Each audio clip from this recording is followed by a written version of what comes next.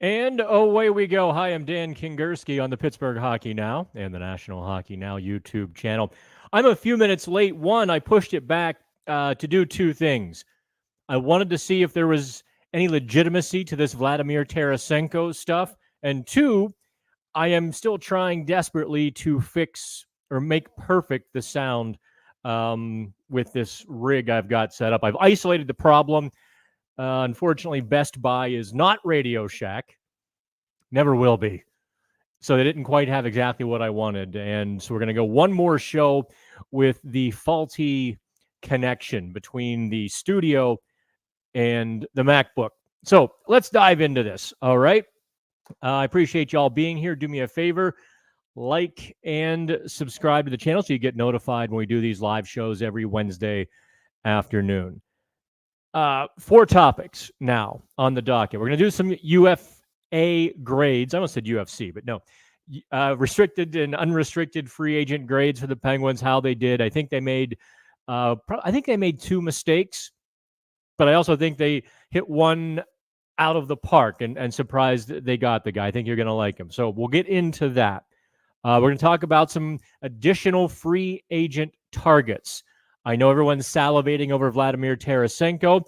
I don't necessarily think that's going to happen. I think both sides might like it to happen, but and I'll tell you why. In fact, I'll make a note here. Why not?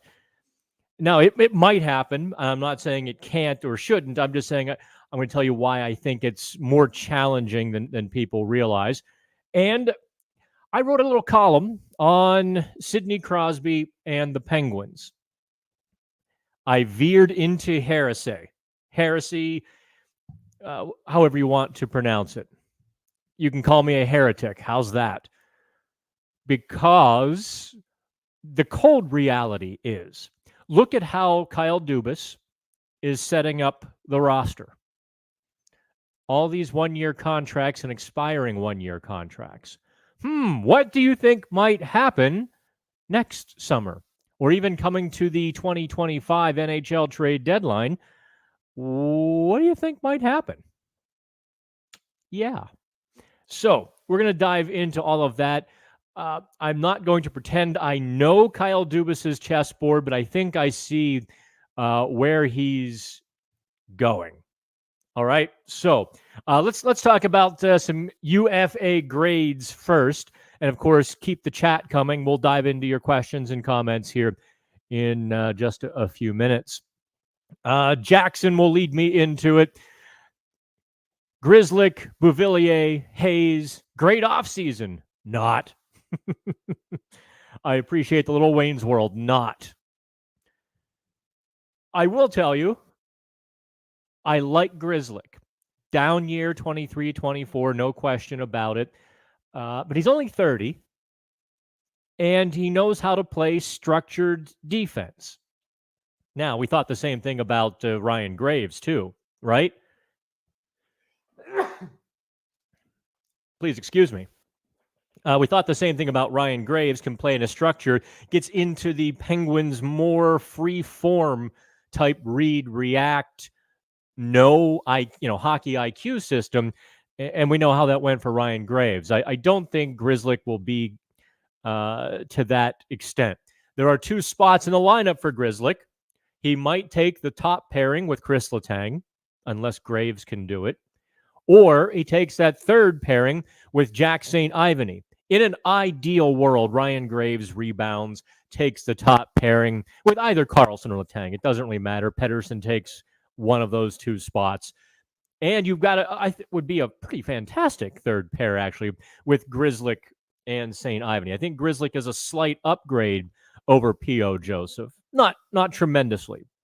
Slight, at least based on career arc. I don't think the Penguins were wise to let P.O. Joseph walk away quite like they did. Him signing for $950 1 year in St. Louis, the Penguins could have beat that easily. And they would have had someone they know can play top pairing with Chris Letang in the bank. Finding a top pairing defenseman for $1 million ain't easy. So the grade on Grzelcyk, I'm going to give it a solid B. bordering on B+. Now, the other guys you mentioned, Jackson, absolutely. Let me scroll back here just so I can. Anthony Beauvillier, he's a guy you can root for. He's a guy you bring in to fight for a spot. However, what the Penguins did was they're kind of bringing him in to have a spot, and that's going to be problematic. He bounced from Chicago, Nashville, Vancouver. Actually, I've got that order inverse, but regardless of, we beat Medicare, regardless of how you want to say it, they're putting some eggs in his basket. And I don't necessarily think the player of the last couple of years especially has earned those eggs. That's a problem. If the depth scoring isn't there, now you're again putting more pressure on Sidney Crosby. He can handle it. You're also putting more pressure on Evgeny Malkin. Can he handle it? I don't know. So, that third line, as it's shaping up, I think some people wondered why I asked Kyle Dubas. It was a method to my madness on Tuesday. Kyle, do you see Kevin Hayes as a center or a wing? If he says either one, now I know the situation is entirely dependent on training camp and preseason and what Mike Sullivan feels is going to be the best. When Dubas says center, now I've got a clear insight into what Dubas is thinking when he acquires Kevin Hayes. Now, Hayes might have to move to the wing the way the offseason shakes out. There's a long way to go yet. We're only in day 2, really.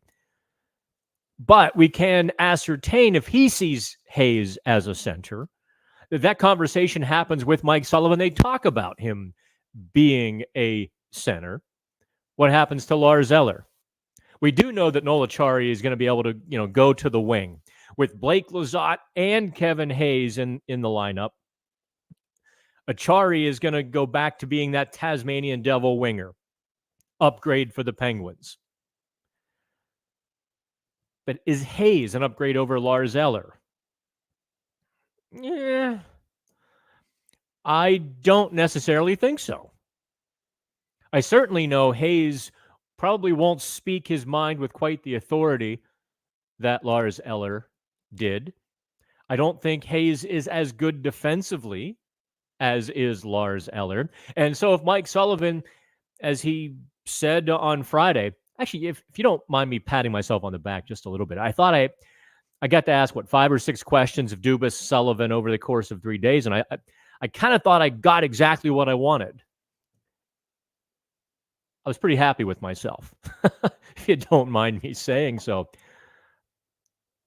With that group in place, I don't know that first of all, they're not a better team than the team that missed the playoffs. Second of all, I don't see them being better defensively, being able to hold leads, which is what Sullivan circled. He circled 2 things when I asked Friday, okay, if you stand pat, largely speaking, what gives you hope that you're going to be better next season?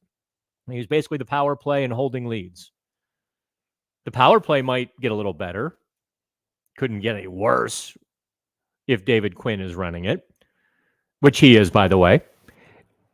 But is Kevin Hayes and Blake Lizotte, are those guys, and Anthony Beauvillier, are they going to be the ones protecting a lead? I have doubts. So on the Kevin Hayes trade, I know they got a 2nd-round pick next year. It could be, let's call it a top 45 pick. Okay. I am not crazy about the Kevin Hayes trade. I like Kevin Hayes, actually. But for what the Penguins are doing, I didn't understand that one. That seemed like a very expensive $3.5 million 2nd-round pick. Woof. So I'm going to give that a C, bordering on C-. Lizotte, I give an A. Home run. Blake Lizotte, great signing. I posted the picture on Twitter, which I think got a lot of likes and actually changed some perceptions. People, their initial reactions were, Blake Lizotte, 5'7". But then I posted the picture of him lifting up Tyler Myers of the Canucks off the ground or off the ice with a check behind the net. And people are like, oh, okay. That is Lizott's game. He is just a greasy little guy who gets in there, gets in the corners, will hit the defenseman for all he's got. He's not going to thunder hit people where the boards rattle and move. But you don't have to do that to be hard to play against. You have to make the defenseman move the puck quicker than they want to. You have to be able to take the puck if they don't. And you have to occasionally inflict a little bit of annoyance, at least. Lizotte does that. Penalty killer. Lesser penalty killer last year. He played less minutes last year on the Kings PK. But that was a really good signing. The other guys, I think they're all kind of in the same sack, right? They're all just depth.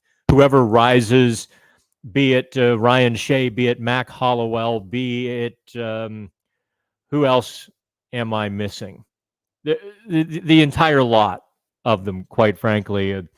It was all depth at that point. So overall, I give the Penguins class a C- for what they had available.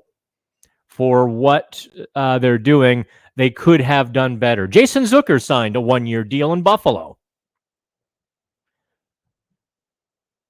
I don't know what to tell you about that.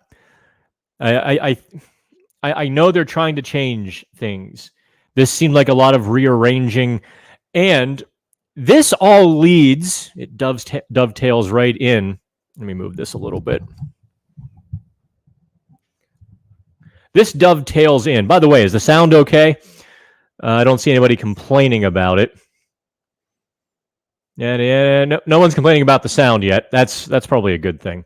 Let me get back to the top of your questions, but this dovetails into the Sidney Crosby conversation, because I don't, as I was putting everything together over the last several days, the last week, I think I see Kyle Dubas' chessboard. And I don't necessarily think Sidney Crosby's next contract is going to be the result of Kyle Dubas. I think just my gut feeling now, after looking at everything from a 30,000-foot view, this is Sidney Crosby's choice. If he's going to want to be a part of this Titanic, because in all of these free agents we're talking about, they're all one-year deals. Okay, Lizotte was a 2-year deal, and so was Sebastian Aho. Everybody else was a 1-year deal. If you want to count Alex Nedeljkovic, he was a 2-year deal. Everybody else is a 1-year deal. Sidney Crosby is basically on a 1-year deal. Marcus Pettersson, 1-year deal. So there is the potential. Lars Eller, technically a 1-year deal. As we get into the trades, we'll talk a bit more about Lars Eller. So think about the mass exodus that could occur in the next 6 to 12 months. If the Penguins are out of a playoff spot in January, February, you absolutely know Kyle Dubas has all of these veterans now on 1-year contracts that he can trade away. He found it difficult to trade Riley Smith at the 24 deadline because Smith had another year. So I think he overcorrected, if you want my God's honest opinion here, by putting everybody on a 1-year deal. He could have signed Grzelcyk for a couple or a few. That way they're not scrounging the free agent trade market next summer trying to find a top 4 defenseman. Right? So all of this laid out in front of you, a worse team, a team trading for draft picks, Sidney Crosby.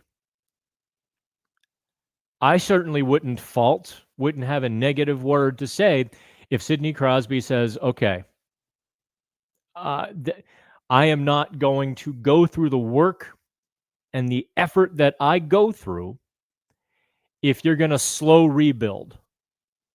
Not happening. I don't want to go through that. I don't think many of you remember Generation Next. We make jokes about the players like Rico Fata, Brian Holzinger. Trying to think of who else, kind of Milan Kraft, Alexei Morozov. Now I'm getting into all of those guys. Mario Lemieux was also on that team. He was miserable. He was flat miserable. They had to bring in his buddies, Kevin Stevens, Mark Recchi, Mark Bergevin, just to give Mario someone to play with. And I don't mean on the ice. I mean, somebody to lessen the misery that Mario was going through. Surely he and Sid have talked about that. So I don't know. Crosby could say, you know what? I'm Penguins, ride or die. Make me the North Star. Do it. Could. Or he could say, I don't have the stomach for this. I don't have the stomach to go out there every night not thinking we have a good chance to win, which is where the Penguins are headed in 12 months. Because they're not going to get an influx of cap space. They're not going to have 20 million, 25 million to deal with next summer. They're going to have that same 10, 12, 14 million bucks to deal with. And they're going to have to replace Marcus Pettersson if they don't re-sign him. It's not like there's a prospect defenseman on the way who's going to fill in anywhere on the NHL roster. The closest they've got is Owen Pickering, and quite frankly, his progression should begin to concern the Penguins. That's as much as I can say about it. I didn't get a chance to see him play live this year because the Wilkes-Barre Scranton Penguins didn't give him a sweater in the playoffs. They gave Tristan Braz a sweater. They gave Ville Koivunen a sweater. Who else am I missing? They gave somebody else who kind of arrived, a sweater. So I don't know that it's as cut and dried anymore, the Crosby Penguins situation. I think a lot of teams, and I think I'm keeping my phone on, by the way. If you can hear the, actually, I don't know where it's at, but I can see the text on the screen. Just in case a couple sources get back to me, I want to know right away. It's now July 3rd, and there isn't a contract.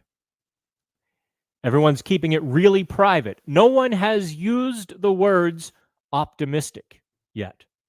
That's all that would take to stop me from pondering this.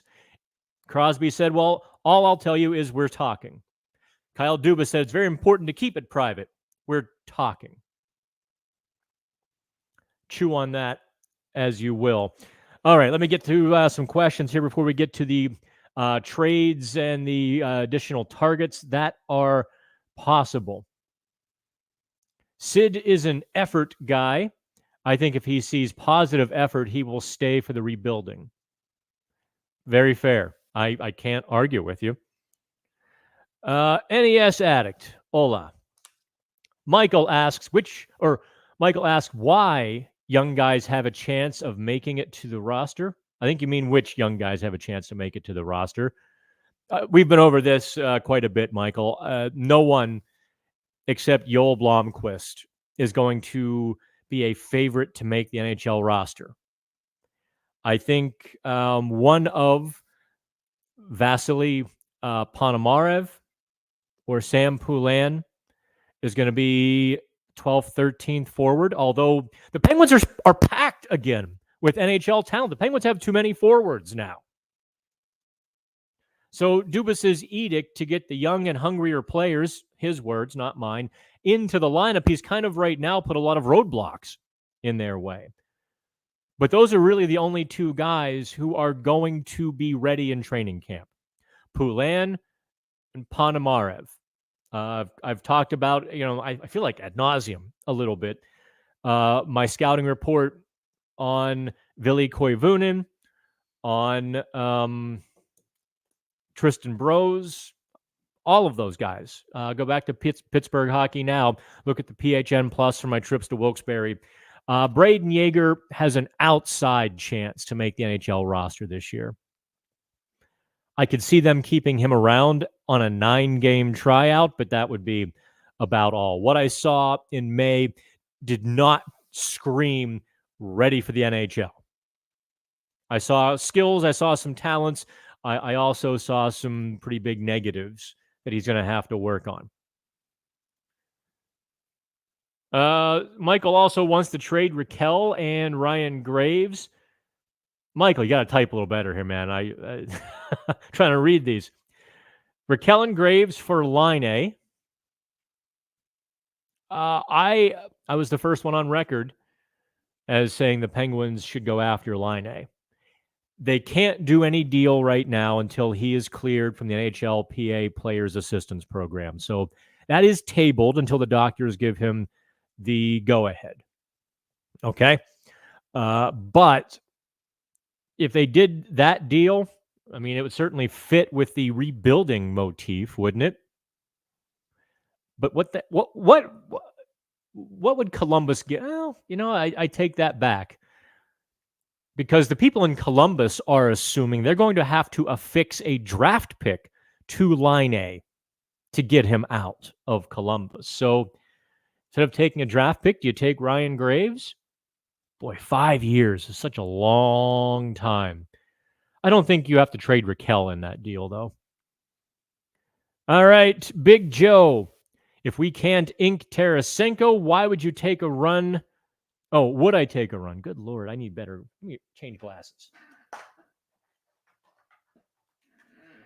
You want to see the studio table. It is an absolute mess getting back from Vegas. Okay, if we can't ink Tarasenko, would I take a run of Roslovic? Let me enlarge the screen. I'm getting old now. I have to enlarge things now. That's what she said. Take a run at Roslovic. Maybe check out Zadina. Also, I know his plus minus was terrible last year, but he's only 24. I am not a Jack Roslovic fan. I've watched with the intent of writing to take a run at him, and the last 2 years, really, I haven't written that because just what I've seen, no, I'm not a buyer there. Negative Pressure Productions. What's that all about? What are the chances Graves' very down year was partly due to his first kid? I don't know. I say people. You say players are people too. I guess, yeah, I'm not the only one who says that. Maybe the issue was stress and a lack of sleep. No. Straight up, guy is 27, 28 years old. I don't quite know the family circumstances of that. I don't know if that's a long-term partner of his or somebody who is new in his life. I don't want to get into any of that either. I don't know the circumstances or situations, but I do know we were asked not to ask about it. So that was entirely, that was an easy ask to respect. But no, that certainly was not. Plus, I mean, would he have known in October? I'm doing the math. 4, 6, 7. He might have been just finding out about it in October, but I would not think that's why his season went sideways from the beginning.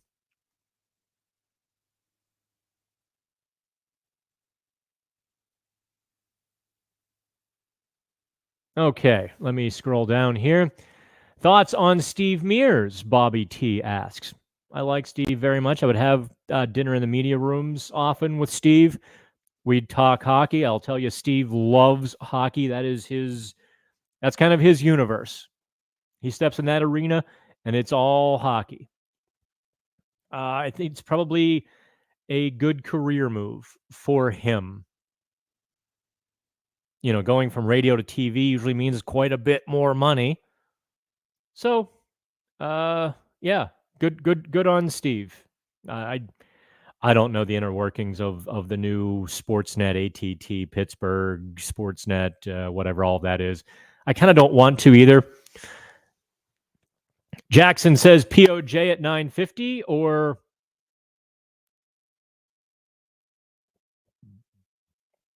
Grizz at 275. That's pretty close, actually. I do think Grizz at 950 and POJ would have been the right the right deal.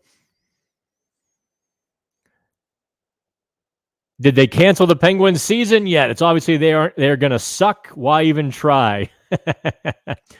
Sarcasm noted, Brian. Gary Anderson. I'm starting to worry about Sid signing that contract extension if his signature is on a new contract in the next few weeks. I'm sure FSG and Dubas offered plenty of money. So the only reason Sid not to sign is a new deal, or not sign a new deal, would be because he wants to get UFA status.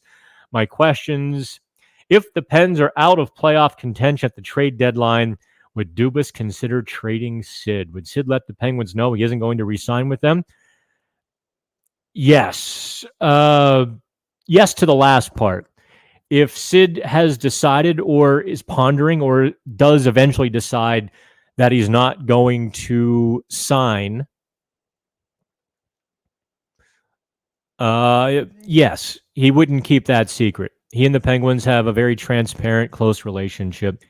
It would be very much like, here's the problem, trading Sidney Crosby would be very much like when Calgary tried to trade Jerome Iginla. You're caught between a rock and a hard place. You're going to have a lot of offers, and the player's going to say, I want this team or that team. And this team or that team is going to know the player said, I want this or that team. And you're not going to get a whole host of assets back. What did Calgary get? A couple of ham and egg prospects from the Penguins, right? Did the Penguins even have to include a first-round pick? I don't remember if they did or not for Iginla. If they did, it was 31st. Or I guess back then it would have been 29th overall. So I almost think at that point, if Sid says in August or September, you know what, I'm going to lead this troop this year, and if you don't fortify this NHL roster with bona fide NHL players we can trust and rely upon, if you're going the rebuild route, I'd like to become a free agent. And at that point, I think you would let him become a free agent rather than the indignity of those trade rumors for weeks and all of that would accompany it. Listen, I could be wrong about all of this, okay? And I don't want some jackwagon, oh, look, it's aged like milk. You notice those people never say that until weeks later after it happens. Like if I was wrong about something, you don't see those people telling me I was wrong in the time because they're the morons nodding their head, yeah. And then it doesn't happen. They go back and find the tweet. See, you were wrong. I'd like to John Wick a couple of those people. See this pencil? Anyway, Ivan. Dubas said he wants a younger team, and boy, the glare on my screen. And close. What, guy, you all have to type a little better, man. Basically doing the same thing he did the worst GM of the Crosby. Oh, Ivan, I can't read that. Yeah. I think he's saying, no clue. Big Joe. He's getting lots of draft picks. What do you want him to do? Okay. Y'all argue somewhere else, y'all. I don't want to have to read your arguments with each other. Thoughts on Tarasenko potentially signing? Much better looking team with him in the lineup. Yes, it would be. I feel Eller gets moved as well, just for the fact that he gets a better return than Hayes does. All right, so let's get into the trade stuff. You see, I had 4 things on the notebook. Okay. 1, yes, Lars Eller, I think, is now the prime trade candidate. I think he's worth a second-round pick. That's what Washington got for him at the 22 trade deadline when he went to Colorado. Was that 23 deadline? They all run together. Forgive me. Eller has leadership. He's got that conscience. He's a voice. He's a conscience in the room as well. Tarasenko would make the Penguins much better because he would add that third line scoring. Whether it's Raquel down there, whether it's Tarasenko in the third line, even Brian Rust. Now, the interesting thing is there's a handful of roadblocks to the Tarasenko trade. Let's run through them. One, Valtteri Puustinen. If they sign Tarasenko, Puustinen doesn't really have a lineup spot. That's a problem if you want to get younger, hungrier, and you want Puustinen to develop. Signing Tarasenko would be a bit of an impediment to that. Two, signing Tarasenko would eat up just about all of the Penguins' salary cap space. I don't know if they're at 3.5 or 4.3 with the Aho signings. Aho could be in the minors. He could be at, on the NHL roster, somewhere between the 3.5 and 4.3 million. Tarasenko would eat up all of that. I didn't realize, by the way, just in watching him closely in the playoffs like we got to this year, I didn't realize how good defensively he's become. I mean, legitimately good defensively. So those are a few factors against signing him. Unless you think you can trade Rickard Rakell, thus maintaining a spot for Puustinen. By the way, a little hint. Next summer, Brian Rust's trade protection wears off.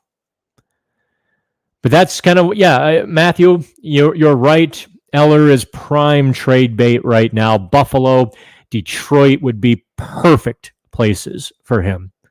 Absolutely perfect. Let's get to that regular dude. So basically, they spent an extra $1.75 million on an unknown quantity. I guess you're talking about Grizzly over keeping a known quantity, Joseph, which has also strapped them financially from making a more competitive offer to Vladimir Tarasenko. That is certainly one way to look at it that I'm not going to argue with. Let's see here.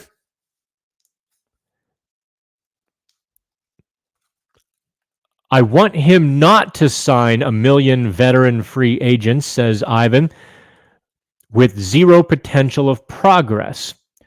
List me a draft picks. You're killing me. For Nieto. I'm not listing you. You want to trade Nieto, Eller, Achari, Blake Lizotte, Sebastian Aho, and Matt Grzelcyk for draft picks. A lot of those are very possible at the trade deadline. Not Matt Nieto. Nieto's career very well might be over, if not delayed by a couple of years. I don't know if he's had the surgery yet. They haven't announced. He was going for second opinions or fourth opinions, really, in May because he had a setback. I think it was January. He had a bit of a setback. I wonder if Dubas, says NES Addict, I wonder if Dubas wants all of these one-year contracts to expire the same time as Mitch Marner's contract expires. Well, I think as the front runner on the Mitch Marner talk a year ago, I was talking about Marner. Let me ask you this. If you're Mitch Marner, why do you come to the Penguins, who are going to be 12 months from now headed towards the absolute throes of a rebuild? He's going to be in his later 20s or mid-20s next year. Later mid-20s. How's that? I don't think he would consider it. He has to win a Stanley Cup. Otherwise, that entire Toronto crew will be thought of in very lesser terms for the remainder of their lives. They will be knocked and they will be downgraded for their lack of playoff success. They will be called soft in the playoffs and couldn't win in the playoffs. And even when they're nominated for the Hall of Fame, they might have to wait an extra year because, they were soft in the playoffs. I don't think he comes to Pittsburgh where he's not going to make the playoffs for some time.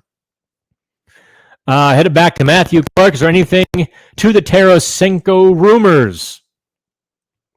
I don't know. I have reached out to everybody Everybody is radio silent today. I've done my best. All I can do for you. Lizotte is 26. Eller, Nieto, Grzelcyk are on one-year deals. They will be flipped, very likely. I do see a lot of those guys being flipped at the deadline if Dubas wants, and that's why it's one of the reasons why Dubas did the one-year deal, so he can trade them all. By the same token, next summer they have to redo the whole team via free agency again. And that's, it's why they should just use the word rebuild. And that's why if Sidney Crosby says, hang on, he's fully entitled to that. That fourth line, says Regular, seems like it'll have much better jump and energy next year. That it will. If you put Lizotte, Achari, and anybody on that line, it's going to be a high energy, high octane, tough to play against line. Might not have any offense whatsoever, but it'll be tough to play against. David says, I'm guessing a bunch of these players signed by Dubas become trade deadline bait. Yep. Christopher. Finally, someone who has the cojones to call out a bad job. Nothing personal, just bad hockey decisions. The mic has been popping. Sorry, but yeah, I've got to get rid. I have an old iRig. And what I used to have to do, I used to plug a microphone into my iPhone, and I had to have that iRig to do it. Since then, iPhones changed, and I still have it for the studio. It is trying to get the sound right is like trying to stand on the head of a pin.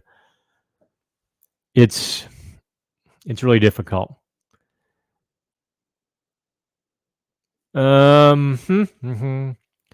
Might as well trade Pettersson to Winnipeg for Rutger McGroarty. I think Winnipeg might want a bit more than that. Ehlers and McGroarty deal to the Pens. Do the Pens have anything to get that done? No. Not even close. They would have to put Braden Yeager on the table or hope that Winnipeg really likes Owen Pickering just to start, just to begin that conversation. That's what they'd have to do.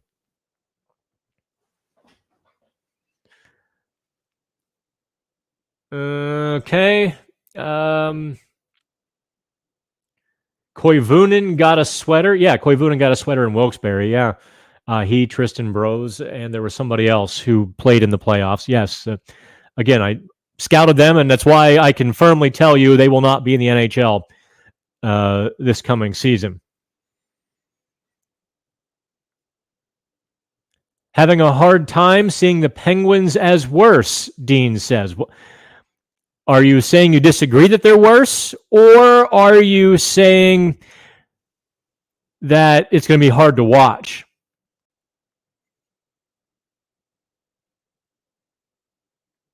Okay, let me roll through here.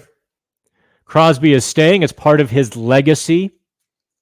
There's something to that, but really, honest to God, how important is legacy?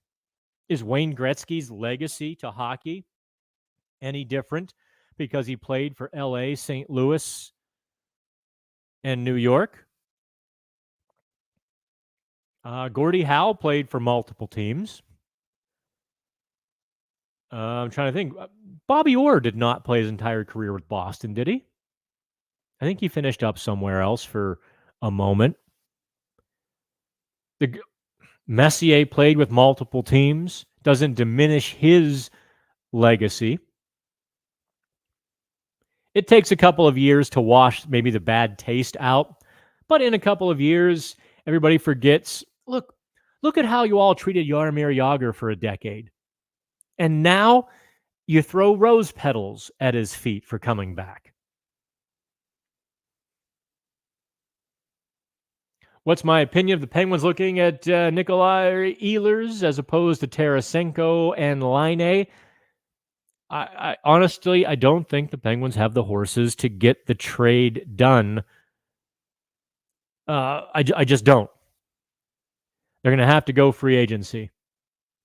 Or Laine, who is not going to command very much on the trade.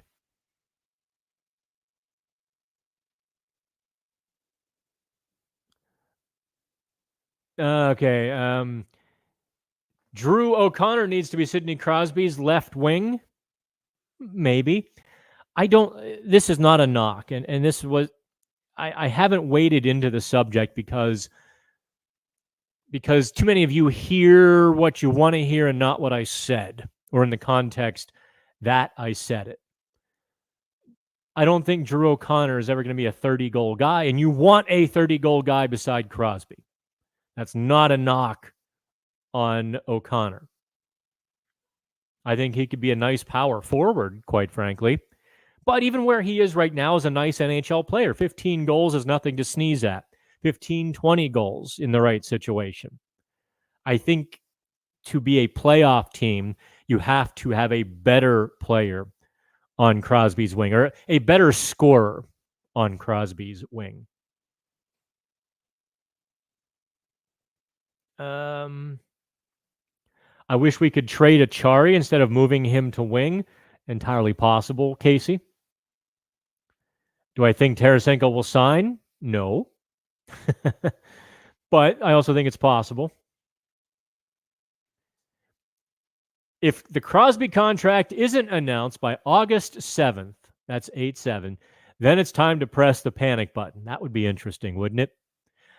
Although, if the Penguins do agree to a contract with Crosby, how cool would it be to wait and just screw with all of us?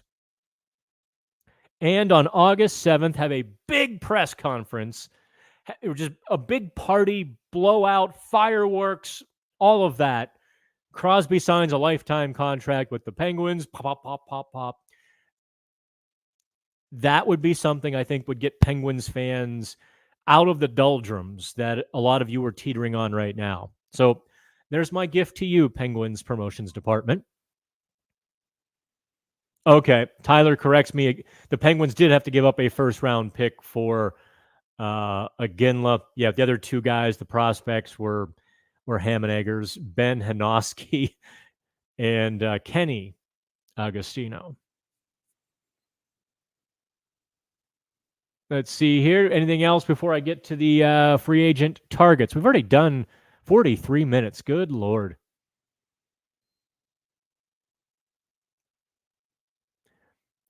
Someone appreciated my John Wick quote or my John Wick sentiment anyway.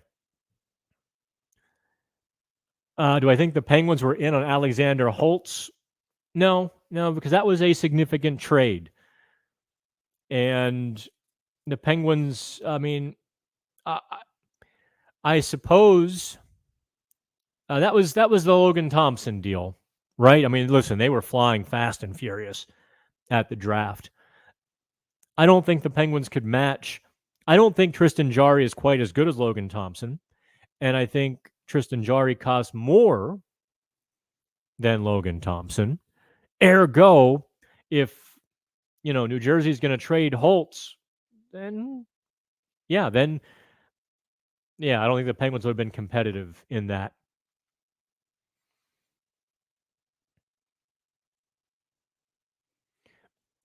Being that the Crosby discussions are so private, could a trade be part of the discussions? I don't know. Honestly, I tend to think if Crosby were willing to be traded and Dubas had to make those phone calls,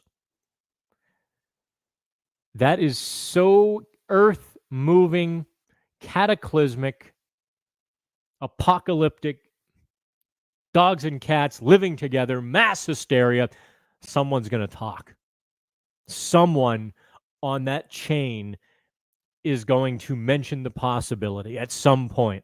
And the fact that that hasn't hit the media in any way, shape, or form, I would say no.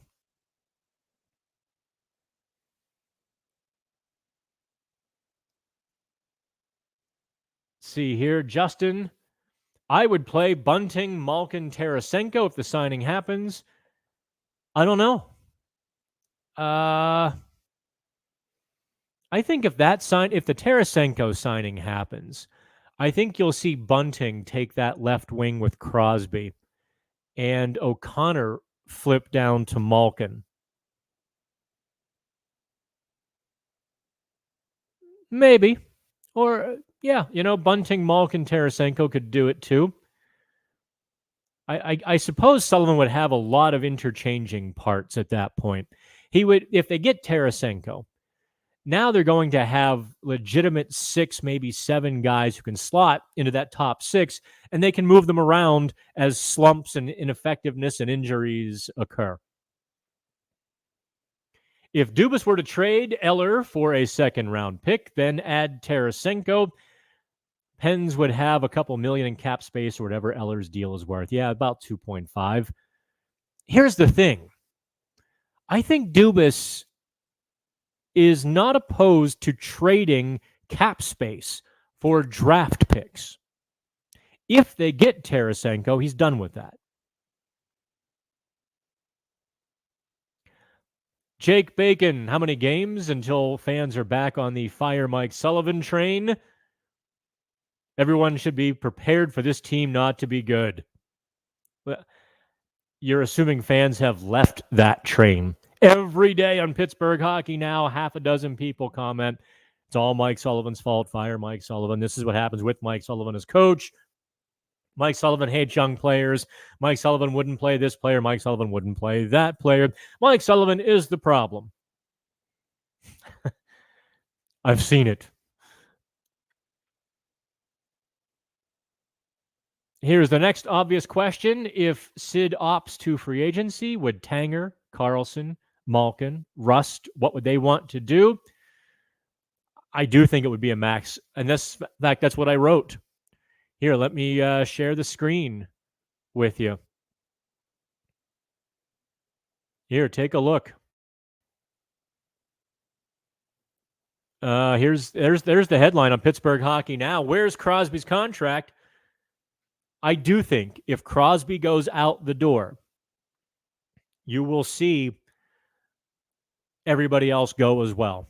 Without Crosby, there's no point to keeping everybody else.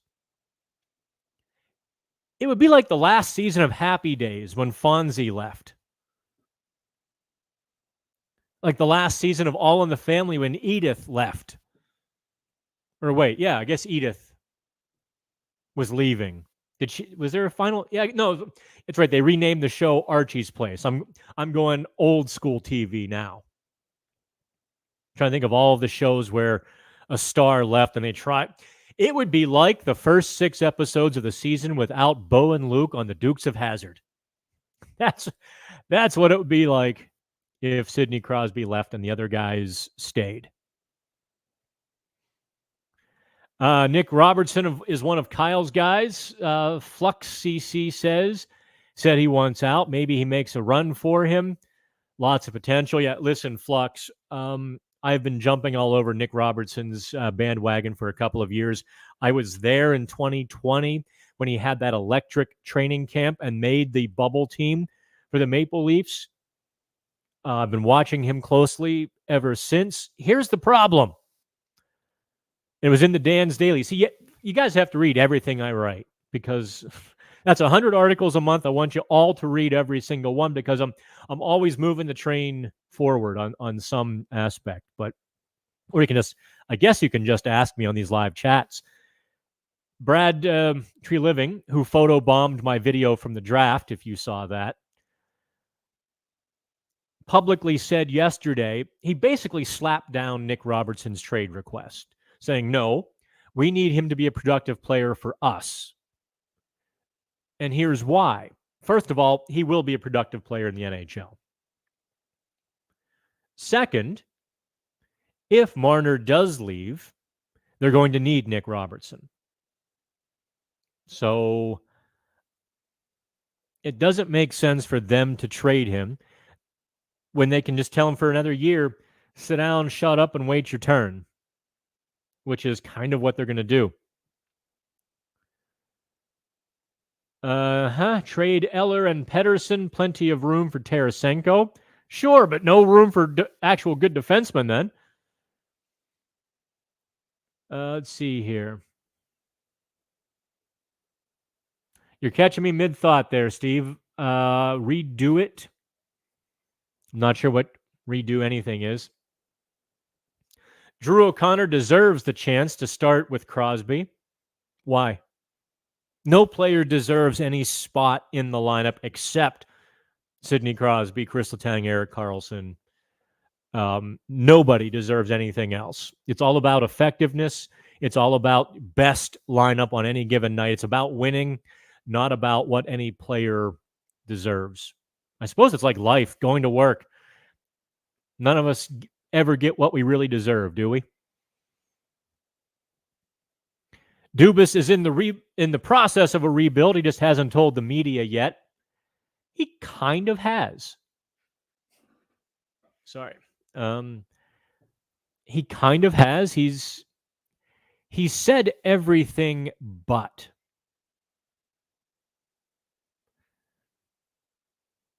Yzerman played exclusively in Detroit. Wasn't he Sid's role model? Yes. Of course, here's the thing, though. Detroit was, in fact, winning at the end of Yzerman's career. Yzerman was passing the torch off to Pavel Datsyuk, Henrik Zetterberg. A bit of a different situation, right? Listen, if Braden Yeager had come along and he's pushing to be a number one center and these kids were a couple years along and the Penguins were in good shape, this wouldn't be a question. Yzerman didn't have to go through the absolute suckitude misery that Crosby might have to face if he sticks around for another 3 or 4 years. And look, it's a 90% chance, I think. If I were betting, I would say 90-10 Crosby stays. If you'd asked me a week ago, I would have said 99-1. But so the needle's moving a little bit to open the door for that. What are my thoughts on the schedule? 7-game road trip. There are a lot of brutal back-to-backs on the road at home, and it's going to take a team at Pittsburgh Hockey Now to cover all 82 games this season. I don't know quite how we're going to do it without running me into the ground for a second straight year. The schedule is just, because of the Four Nations tournament, the schedule is brutal. I don't like it at all. I hope they make $1 trillion on that Four Nations face-off, because otherwise it will be a complete and utter waste of everyone's time and energy. Let's see here. Yeah, or played his last couple of years in Chicago. That's what I thought, but I didn't want to say it out loud because I didn't want to be wrong and everyone would go, ha ha. Gretzky's legacy would have been much greater if he remained in Edmonton. I disagree. I think the excitement of Gretzky coming to LA revitalized hockey in that market, elevating his legacy. I think Gretzky playing in New York elevated his legacy. I think Gretzky almost taking St. Louis to a Stanley Cup final elevated his legacy. Let's see here. We're coming up on 54 minutes, so I better get a little hustle here. Although I think you all know the trade targets. You all would want Tarasenko. Nothing else I say is absolutely going to matter one way or the other. Let's save the. I guess we can save the free agent trade targets for print on Pittsburgh Hockey Now. Gary is kind of excited for this rebuild, but also dreading it because of the inherent risk involved. Getting all the picks are great, but there is zero guarantee that any of them will become NHL players. That is wandering in the abyss, as Dubas put it. And 6 months ago, he was putting off the rebuild for that very reason. The fear of wandering in the abyss. But I think I tried to talk about it last year. I don't think anybody was really buying what I was selling. There's no difference between middling with the core three and middling without them. There isn't. The gray haze, the gray pain of being stuck there, or even being stuck at the bottom, because that's where they're headed. Age is a blankety blank. And the Penguins are going to be finding that out very soon. They're finding that out with Evgeny Malkin. Sooner or later, they're going to find it out with Crosby. I would have to think within a year or two, even Erik Karlsson is going to butt up against age. And Chris Letang will butt up against his age. And so even with them, they're going to stink in a few years. So I think Dubas has come to the realization no matter what he does, the slope is going like that. Crosby has nothing left to prove. Winning a cup elsewhere does nothing for his legacy. All right, y'all got to start using punctuation here. All right? You got to, I don't care if you're a Gen Z and you just use punctuation. Come on now. Actually, I have some friends who are English teachers. The horror stories they tell me. He's picking the team if he, y'all got to use punctuation. Shane, I missed the start of the stream. If next summer is heading toward a rebuild, are we talking about a trade of Gino and Letang? I didn't address that specifically, but I suppose if one domino falls, everybody else is on the table. Everything else is on the table.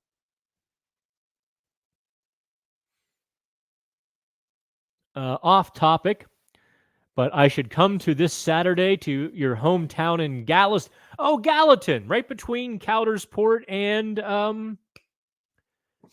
Wellsboro. Yeah, that is a good. I don't know. Is there is not a hotel or even an Airbnb really, a smaller one in Gallatin. You can, and for all of you, if you haven't been to Cherry Springs State Park, unbelievable. It is perhaps the premier destination for astronomers on the entire East Coast. There is the least light pollution. The curvature of the Earth, the stars are literally in your face. And that's where all the tourism is up there. Not so much Wellsboro, because it's about 30 miles from the park, but Coudersport and even Gallatin, yeah, gorgeous. Like, as you ride by Gallatin on Route 6, and Route 6 goes all the way from Meadville. So if you take 79 north out of Pittsburgh, catch Meadville, and just take old historic Route 6, you can go for like 5 hours. Eventually, you'll find yourself in Wilkes-Barre. But Gallatin, they have kind of like, you all created a pond, like a big lake right in the middle, right off Route 6, kind of, and then surrounded the town with that little tiny lake. This old Rockwell-looking historic church and some ice cream shops and antique stores. Gorgeous little town there. I just need some place to stay that isn't $300. I usually stay in Coudersport at that Laurelwood Steakhouse and Motel. You'll see like 30 motorcycles parked out front. It's bare bones, but the steakhouse around back, they've got the old Ponderosa silver trays, and the steaks still have the grill marks. It's pretty cool. I enjoy it. Anyway, I very well might find myself coming to Gallatin. Thanks for the invite, Casey. I think being a legacy player for a team is cooler than chasing cups. Listen, personal opinion on that one. I would be gone. Who do I think came out of the free agent frenzy on the first couple of days as a clear winner and improved their team? There were 3. I really liked what New Jersey did. Well, in the Metro anyway. I liked what New Jersey did. I think Washington took some big gambles. I think by and large, Washington is going to be significantly better than they were. Nashville, obviously, with Marchie and Stamkos, they might be the 2002 Red Wings. With Saros in net and that defensive core largely intact. Oh, good gosh almighty. Nashville is going to be a formidable damn team. Oh, they're going to be formidable. Steve says, I don't think Sid leaves. If he wanted to, I don't think pushing for Malkin and Letang to stay would have happened. Thanks for using periods this time. To leave after all of that seems out of character. It would, unless the conversations they're having are listen, Sid, you're almost hurting us at this point. By providing too many wins, you're keeping us in the middle. What if Dubas said that? Huh? What if Sid comes to believe that even without Dubas saying that? What if Sid comes to think that his presence is a little bit of a hindrance to the rebuild? I could see Crosby realizing that. And I'm not advocating Crosby leaving. I'm playing devil's advocate. I'm putting it out there that obviously without a contract done on July 1, the conversations are more serious. They are more detailed. They are more in depth than maybe we thought they would be. Bunting is the player I'm most excited to watch next season, says Ness. I can see that. He's going to add a little bit of chaos, and that's fun. Chucky V says he thinks Dubas did the best he could. The big names wanted money and term.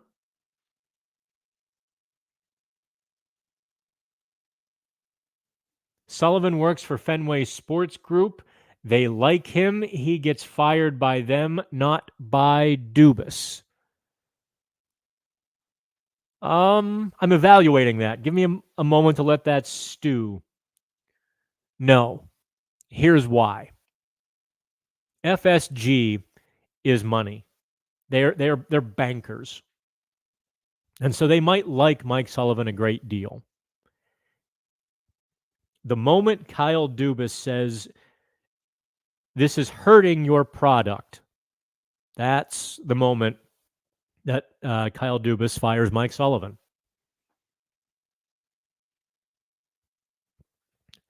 Justin says, question, Crosby had Sherry as his winger along with Hornquist. I think DOC is fully capable of 25 goals if he gets a full season with Sid. Had 15 and played without him for 85% of the year. My thoughts? A different Sidney Crosby, a different moment in NHL history. When Sherry had that great 40-some game run. And by the way, he never repeated that. Don't forget that. Sherry had that shining moment, got his 3-year, $9 million contract, and never quite equaled what he did to get it. We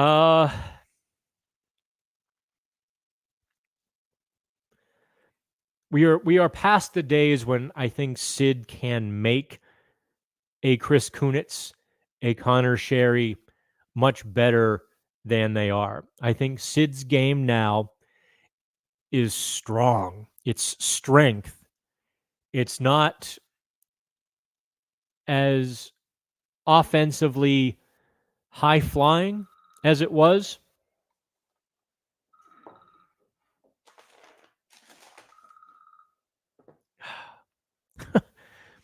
Scam calls. I got excited for a second. I'm like, oh, they're calling back. Can't tell you who, but anyway.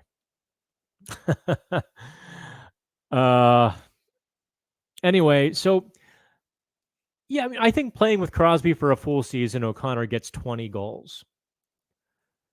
I like Drew O'Connor as a person. I like him as a player very much. There's taking nothing away from him, but there is saying what his best role on the Penguins is.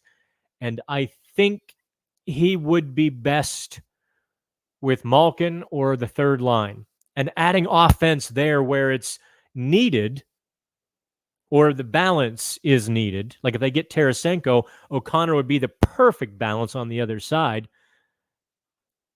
rather than putting him with Crosby and having a less of a third line. I mean, look, right now the third line is who?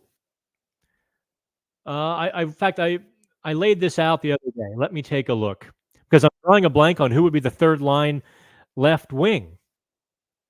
Okay, here's the projecting the Penguins lineup. Let me pull this up for you so you can all, in fact, see me in real time noodle this through or riddle me this, Batman.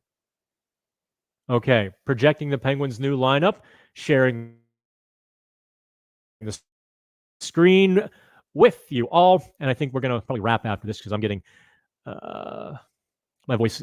Oh, there's the photo of Blake Lizotte lifting Tyler Myers off the ice. 5'7" meets 6'6". So here's the lines. Even I have O'Connor penciled in with Crosby. And then Bunting, Malkin, Raquel. Yeah, Beauvillier, Kevin Hayes, Valtteri Puustinen. I'm sorry, that's a terrible third line. That's an absolutely that's a third line that gets you a lottery pick. And then the fourth line is quite interesting. Lizotte, Eller, and Achari. So if they get Tarasenko, there's clearly room. Somebody, I guess Raquel can flip to the left side. If you have Raquel, Kevin Hayes, and Puustinen, that's still not a third line that should inspire any confidence in the coaching room or in the fan base. Just absolutely would not. So that's kind of where I am with it. I might be entirely wrong. You might say, Dan, that's actually a really good line. Let's see here. Crosby has 1 year remaining. All right. So Tarasenko to the Penguins. I heard some rumors on it, and it makes sense, Chris says. Really, Chris? We haven't talked about that at all in the last hour. I'm breaking stones. Yes, we've mentioned it. It makes sense. There are some obstacles to repeat. I don't know if the Penguins have enough money to sign him. It would certainly take most or all of their remaining cap space to do it. Also, if you sign Tarasenko, you're essentially moving out Valtteri Puustinen of the lineup in all likelihood. Yeah, I mentioned Coy and Vance on the Dukes of Hazzard. It hasn't jumped the shark. That was Happy Days that jumped the shark. Okay, y'all. Wow, there's so many more comments I didn't get to. So I'm gonna. Oh boy, here's a long one. So I'm gonna end on this one. Okay, TV03. Here you go, my friend. I would like to know your thoughts on and confidence in Mike Sullivan's ability to be the coach of the Pittsburgh Penguins currently when they have playoff aspirations and the future with our prospects and eventual rebuild. I also want to know if you believe that Mike Sullivan has too much or just the right amount of influence on the team and organization. Thanks. I appreciate your hard work. I haven't played this hard. I haven't harped on it because to me, it's kind of a boring topic. Mike Sullivan's seat should, in fact, be a little bit warm. I'm not saying hot. Mike Sullivan certainly should have been called to account to answer some very significant questions at the end of last season. Without question. Why did the power play stink the entire season? Why were some players not held accountable until late in the season? You know, why was Ryan Graves just shoehorned into the lineup for so long? That took a lot out of the Penguins. Why are they unable to protect leads? Falling back into a defensive shell, they don't believe works in this day and age in the NHL. They believe if you fall back into a defensive shell, you essentially become a punching bag for the opponent, and you will, in fact, lose anyway. The theory has merit. I would point them to the final 9 minutes of Game 7 of the Stanley Cup Final, that you can go into a defensive shell if you're committed enough to it. But all of these were questions. Additional questions for Mike Sullivan. Is he too comfortable? Is the core too comfortable with each other? Is Sullivan, he placed too much trust on the veterans, allowing them to kind of coach themselves a little bit? And were they too comfortable with Sullivan, wherein they weren't sharp as they could be? It's a legitimate question. Like, all of that stuff gets baked in. And they're all legitimate questions that Sullivan should have been called to account for. Fired? Probably not. Unless he said, absolutely not, I'm not wrong. We did nothing wrong. We did it all right, and this is great. In that case, maybe you would have to make a change. But the thing with Mike Sullivan, understand this part, okay? He's not going to tell me, he's not going to tell you anything. He very much is in that Bill Belichick mold. He will tell us what he wants to say and not a syllable more. He's not going to tell us if he's unhappy with Ryan Graves. He's not going to tell us if he's getting PO'd with the core because he thinks they're being lax and he can't drive home the urgency enough. He's not going to tell us those things. He'll soft shoe around them sometimes, and I think sometimes I make him mad because when I pick up that he's soft shoeing, I hone in on it then. He gave me a couple of terse answers over the course of the last season when I knew full well he knew what I meant, and he chose to kind of say, I don't know what you mean, to avoid the question. What I said was I wasn't exactly, I wasn't speaking Russian when I asked the questions, but he didn't want to go into those topics or in those moments, and so it's hard to know exactly what Mike Sullivan is thinking. I can confirm and affirm that Sullivan is always evolving. This notion out there that he's stubborn, that he doesn't make changes is nonsense. And case in point, I point to the evolution of the 23-24 Penguins. He was pushing and pushing and pushing and wasn't getting where he wanted to go until later in the season. He was pushing them to play a harder down-low game. Less rush chances because the defensemen were able to take away the Penguins' rush. The Penguins were not fast enough. They were not, young and spry and aggressive enough defensively to transition to offense and make the other team chase them. They were no longer able to do all of that stuff. And so Sullivan, realizing all of this, was pushing for more of a grinder kind of game. Get to the net. Get in the corners. Get that puck. Use your old man's strength.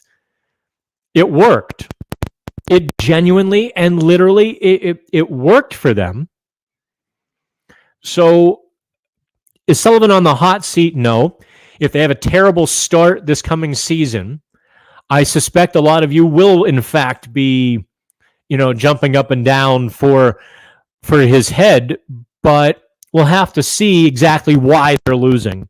As they stand right now, they could very well be playing hard and playing 100% and still be losing because I don't think they've got the right roster or a balanced lineup.